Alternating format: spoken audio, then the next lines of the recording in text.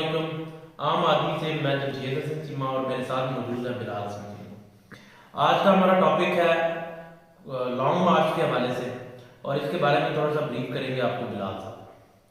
سب سے پہلے ہم آپ کو خوش آمدید کہتے ہیں اپنے عام آدمی کے چینل کے اوپر، اور ان شاء اللہ تعالیٰ اس چینل کے اندر عوامی نقطۂ نظر پیش کیا جائے گا کہ عام آدمی کے اوپر چیزیں سراؤنڈنگز میں جو ہمارے ہیپن ہو رہی ہیں وہ کیسے امپیکٹ کرتی ہیں. اب جیسے کہ لانگ مارچ اس جمعے والے دن انعقاد رکھا ہے، انہوں نے عمران خان صاحب نے کال دی ہے اور جمعے والے دن لانگ مارچ ہو رہی ہے. اب میرا خیال یہ ہے، اور ہر شخص اس کے بارے میں پریشان پہلے سے ہی ہے.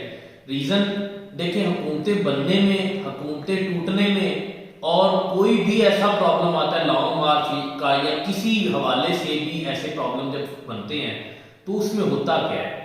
سب سے بڑا نقصان عوام کا ہوتا ہے. اب آپ دیکھیں، آتی بھی عوام ہے، لیکن میں یہ دعوے سے کہہ سکتا ہوں وہ ڈائریکشن لیس آتے ہیں. ڈائریکشن لیس کیسے آتے ہیں؟ وہ بیچارے، ان کو کسی ایک سلوگن کے اوپر پمپ کیا جاتا ہے اور وہ اس سلوگن کی بیس کے اوپر کسی بھی لیڈر کو منتخب کر کے اس کے پیچھے نکل آتے ہیں روڈ کے اوپر، اس کی کال کو ٹھیک سمجھ کے. جبکہ اس کے پس منظر جو شخص اپنے ساتھ عوام کا ہجوم لے کے آتا ہے اس کا اپنا سٹانس کچھ اور ہوتا ہے.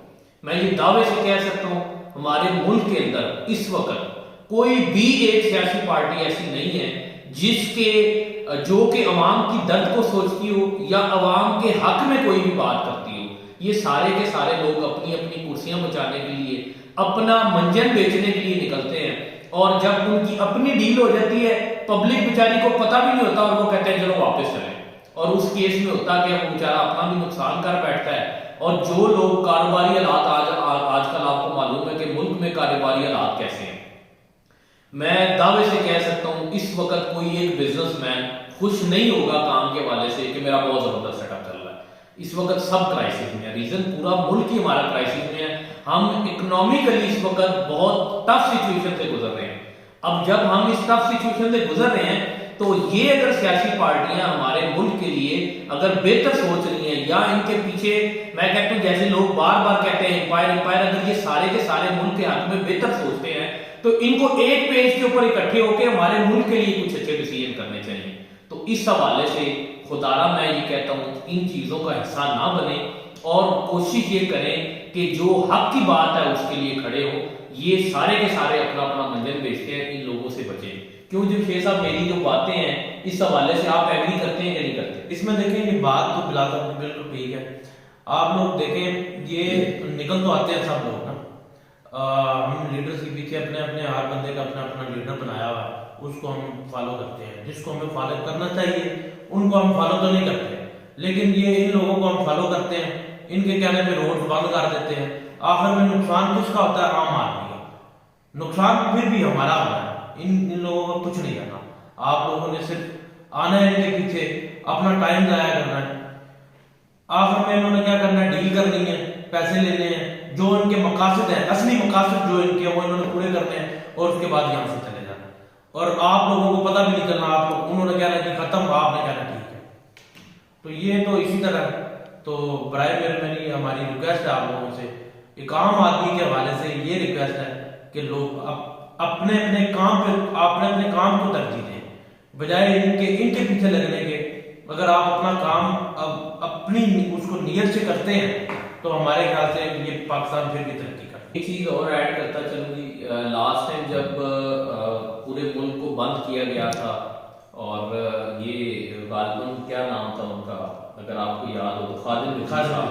اس ٹائم پہ مجھے یاد ہے میں موٹر پہ چکری انٹرچینج کے پاس پھنسا ہوا تھا. میرے پاس ایک عورت آئی، ہم چونکہ لوگوں کو اکٹھا کر کے جا رہے تھے ان کے ساتھ مذاکرات کرنے کے لیے کہ روڈ خالی کر دیں تاکہ ہم گزر سکیں. لوگوں کی پریشانیاں تھی. ایک عورت بیچاری یہ کہتی ہے کہ میری والدہ انتقال کر رہی ہیں اور میں نے ان کا آخری بار چہرہ دیکھنا ہے، تو ان کو ریکویسٹ کریں کہ ہمیں راستہ دے دیں. ایک یہ واقعہ.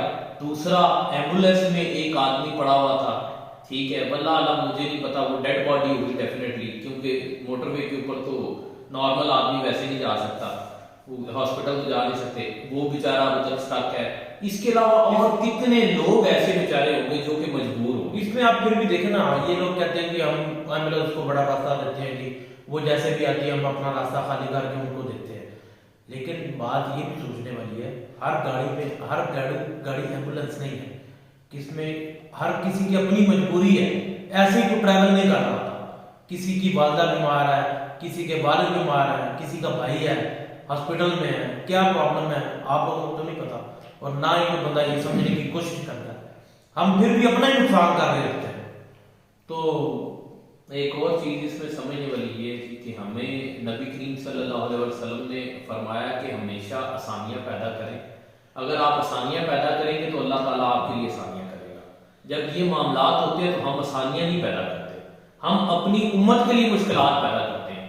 اب جب ہم اپنے بھائیوں کے لیے مشکلات پیدا کرتے ہیں تو بہت زور سے آپ دیکھیں گے قرآن مجید اگر آپ نے اسٹڈی کیا ہے تو اللہ تعالیٰ نے بار بار حقوق العباد کا ذکر کیا ہے. اور جو شخص حقوق العباد کو رونتا ہے، کسی شخص کے دل آزاری کرے، کسی لحاظ سے اس کو تکلیف دے، تو وہ تکلیف اللہ تعالیٰ نے کہا ہے جب تک وہ شخص معاف نہیں کرے گا میں کبھی بھی آپ کو معاف نہیں کروں گا.